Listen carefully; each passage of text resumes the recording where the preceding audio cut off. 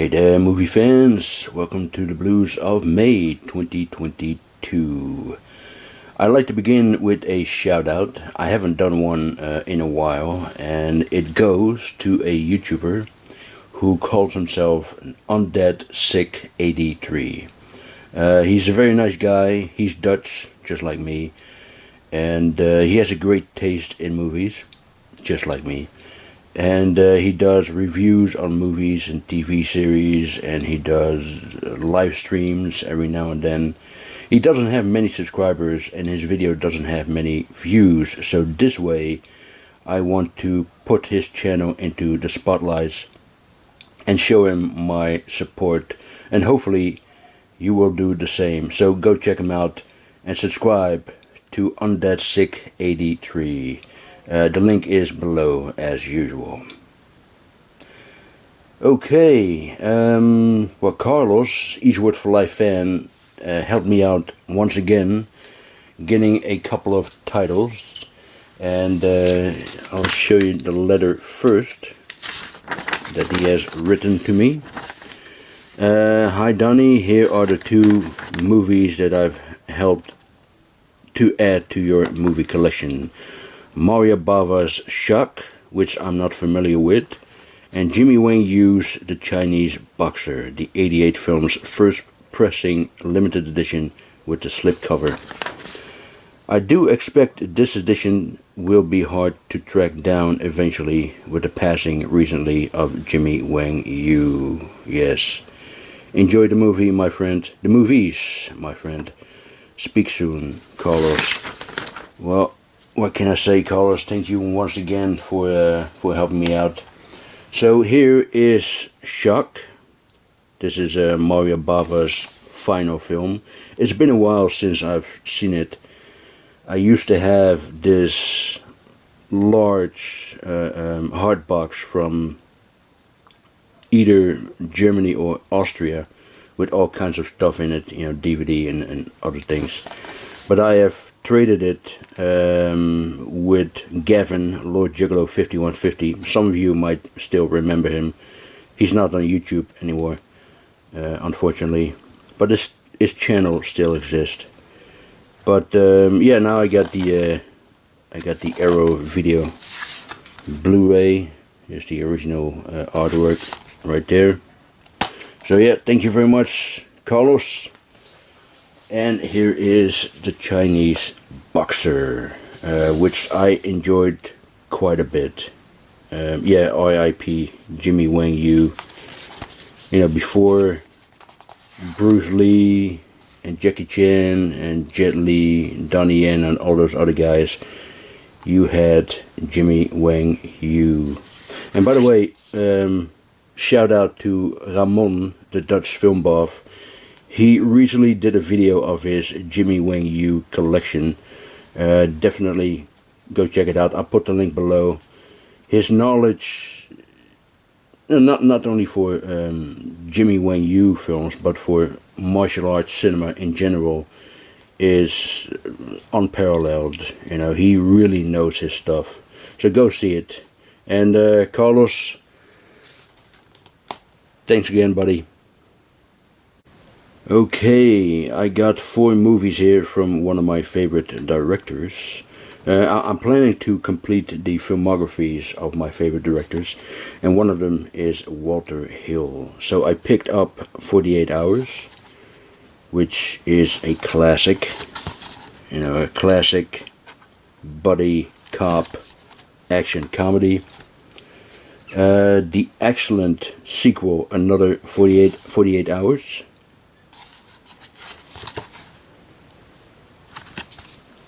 Yeah.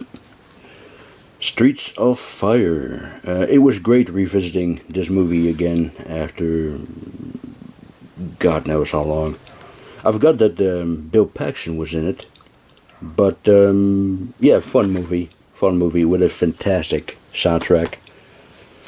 And here is Extreme Prejudice, a terrific homage to Sam Peckinpah, with whom John Milius had worked with on The Getaway. And Yeah, John Milius, he wrote the original screenplay, and he wanted to direct it himself back in the 1970s. And then Jonathan Demme, the director of Silence of the Lambs, was attached to it at one point. But in the end, Walter Hill managed to get it off the ground, and I think he's the perfect choice for it.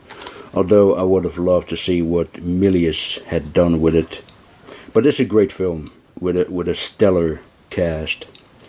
I still need to get a few more Walter Hill titles like Crossroads and Johnny Handsome. The box set of The Warriors, from Via Vision and Imprint, is currently on the way, so you can expect that in my update video of June. And for my American viewers, I also have the digital download code of Extreme Prejudice. Here it is. And then here's the code for 48 hours. And the code for another 48 hours. Next is the German media book of a pretty good spaghetti western called Dead Men Don't Count, with Anthony Stephen and Mark Damon. A movie that was already released on DVD by Wild East, but this is a superior edition, especially the transfer, which looks absolutely beautiful. Directed by Rafael Romero Marcent, who also worked with Stephen on Garingo, and the DP is Franco Delicoli, and he was the cousin of Tonino Delicoli, Sergio Leone's regular cinematographer. Anyway, let's take a look at the pages here of this very nice media book.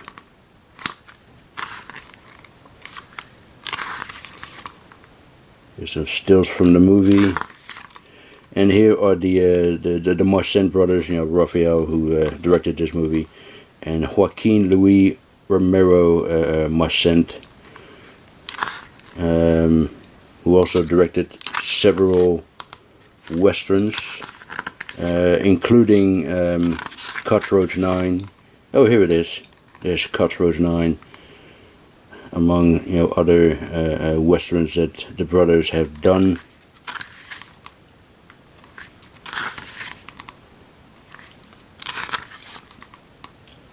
And there's Anthony Stephen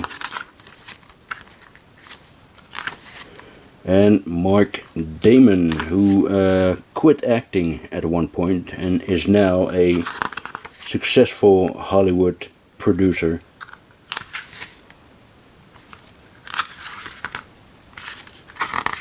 Yeah, very, very nice release.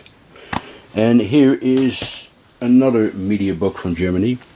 This is Tony Azenta, aka Big Guns, aka No Way Out. This is a great Italian crime drama with Alain Delon as a hitman who works for the mafia in Milan, and he wants to get out of the business, but because he knows too much, the mafia puts a contract on his head, and when they accidentally kills his wife and child, he's out for revenge.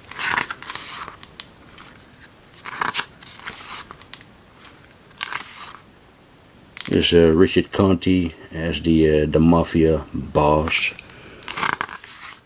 that Alain Delon's character is working for.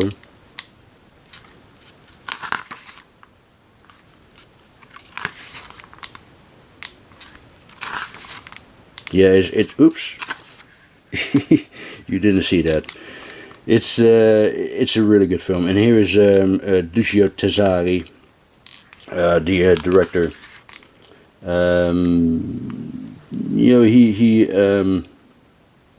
You might know him from the two Ringo films with Giuliano Gemma, A Pistol for Ringo and Return of Ringo. Didn't he also made Long Live Your Dead with Frank Gonnero and Eli Wallach? I believe he did. Anyway, this is a fantastic film, and you can watch it on Netflix, by the way. Tony Azenta. Here's another Italian film about a hitman seeking vengeance, Città Violenta, or Violent City, with Charles Bronson, Telly Savalas and Joe Ireland. Outstanding film by Sergio Sollima. Some people were complaining about the middle part of the movie, and yes, it's not as good as the beginning and the ending, but I had no problem with it. I think overall it's a truly terrific piece of Eurocrime cinema, with a fantastic score by the maestro himself, Ennio Morricone. And it was co-written by Lina Wertmüller, who died in December, I believe, at the age of 93. And according to Terry Gilliam, she was the best female director of all time. Sollima contacted her. He wasn't satisfied with the original screenplay, so he contacted Lina Wertmüller, and they rewrote the script together. But this is a very nice release from 88 Films. You got the poster inside, and of course you got the booklet. Of course you got the 2-disc, one with the international version, or the Italian version, if you will, and the other with the shorter US version, which is also has a different name. The Family. That's the title of the US version. But I'm also getting the Eureka edition of Revolver, another Sollima film with Fabio Testi and Oliver Reed. Can't wait to get that, because I've never actually seen that movie. And here is yet again another Italian crime film, Contraband by Lucio Fulci. Now this is a wonderful release from a company called Cauldron, and very nice slipcase here. This looks very nice. This is actually the first release that I got from this company. But this is actually an upgrade. I have the DVD, hang on, from Shameless. Here it is, with the lenticular cover there. That is very nice. So yep. Let's take a look at the disc. Now you can tell that this is a Fulci movie, because it has a fair amount of gore in it, and an on-screen appearance of the man himself right there. And it also has 2-discer. You have the Blu-ray and the original soundtrack by Fabio Frisi. And here is the alternate artwork with the alternate title, The Naples Connection.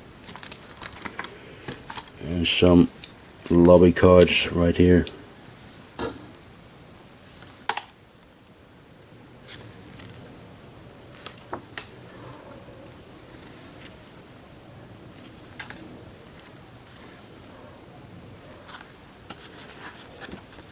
And this is about the transfer and the soundtrack, and another lobby card of Contraband.